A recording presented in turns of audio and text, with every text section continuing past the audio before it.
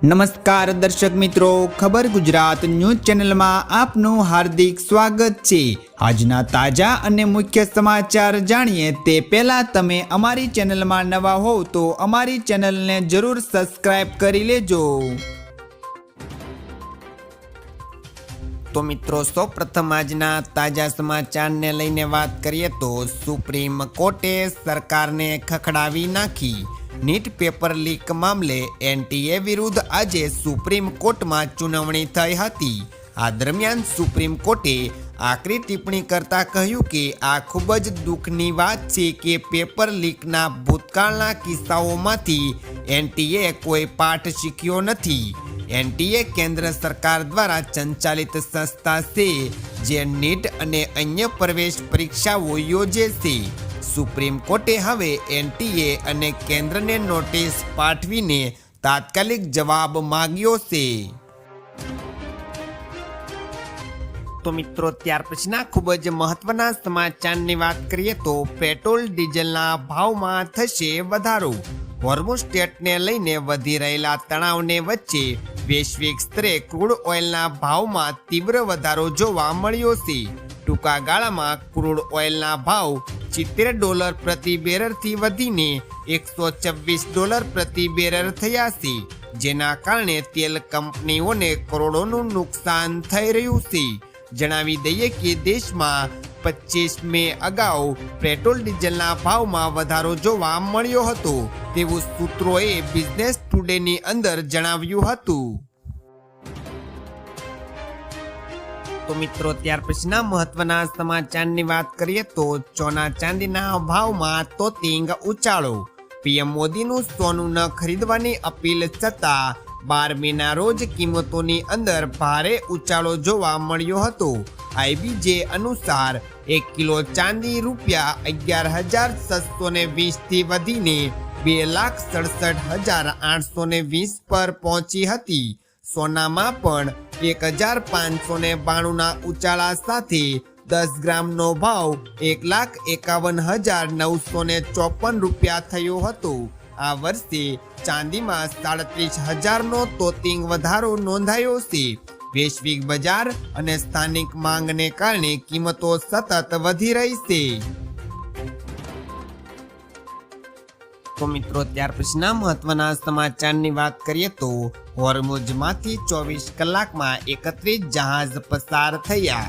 આઈઆરજીસીએ દાવો કર્યો છે કે છેલ્લા 24 કલાકમાં 31 વ્યાપારિક જહાજો હોર્મુઝ સ્ટ્રેટમાંથી પસાર થયા છે। આ તમામ જહાજોની અવર જવર પર આઈઆરજીસીએ નૌકાદળના સંકલન અને સુરક્ષા દળ હેઠળ થઈ છે। આમાં ઓઇલ ટેન્કર અને કન્ટેનર જહાજોનો સમાવેશ થાય છે। વિશ્વના મોટાભાગના તેલ અને ગેસના વેપાર માટે અત્યંત મહત્વપૂર્ણ હોર્મુઝ સ્ટ્રેટમાંથી અમેરિકા ઈરાન વચ્ચે વધતા તણાવ વચ્ચે આઈઆરજીસીએ સુરક્ષાની જવાબદારી સંભાળી છે। તો મિત્રો, ત્યાર પછીના સમાચારની વાત કરીએ તો ગેસ કનેક્શન લેવાના નિયમો બદલાયા। ઓઇલ કંપનીઓએ એલપીજી કનેક્શનની પ્રક્રિયા સરળ અને પારદર્શક બનાવી છે। હવે આધાર કાર્ડને જ ઓળખ અને સરનામાના પુરાવા તરીકે વાપરીને કોઈ પણ શહેરમાં નવું કનેક્શન લઈ શકાય છે। એક આધાર કાર્ડ પર એક જ કનેક્શનની મંજૂરી છે। મલ્ટિપલ કનેક્શન સ્વતઃ બ્લોક થઈ જશે। વિદ્યાર્થીઓ અને મજૂરો માટે 5 કિલોના ચોટું કનેક્શન સિલિન્ડરની સુવિધા શરૂ કરવામાં આવી છે। તો મિત્રો, ત્યાર પછીના સમાચારની વાત કરીએ તો આગામી 3 દિવસ ઘરમાં જ રહેજો। ગુજરાતમાં આકરી ગરમીનો પ્રકોપ વધ્યો છે। અમદાવાદમાં તાપમાન 44.4 ડિગ્રી સુધી પહોંચ્યું છે, જ્યારે અનેક શહેરોમાં 45 ડિગ્રીની આગાહી છે।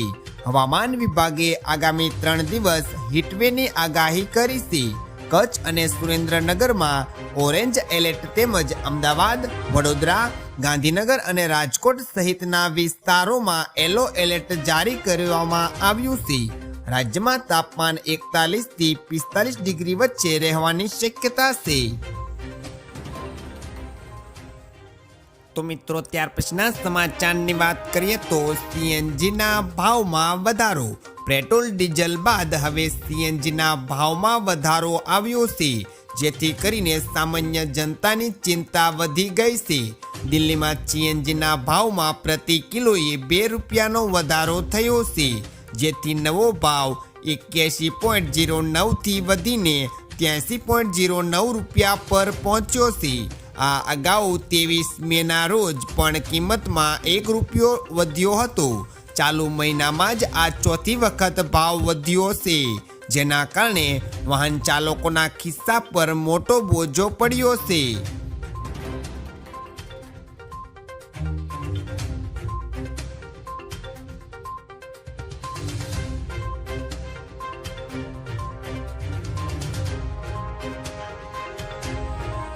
તો મિત્રો ત્યાર પછીના સમાચારની વાત કરીએ તો શેર બજારમાં મહાતબાહી, હાહાકાર. ટ્રમ્પના તાજેતરના નિવેદનોને પગલે પશ્ચિમી એશિયામાં વધતી અનિશ્ચિતતાને કારણે ભારતીય શેર બજારને ભારે અસર કરી છે. આજે બજારમાં ભારે વેચવાલી જોવા મળી.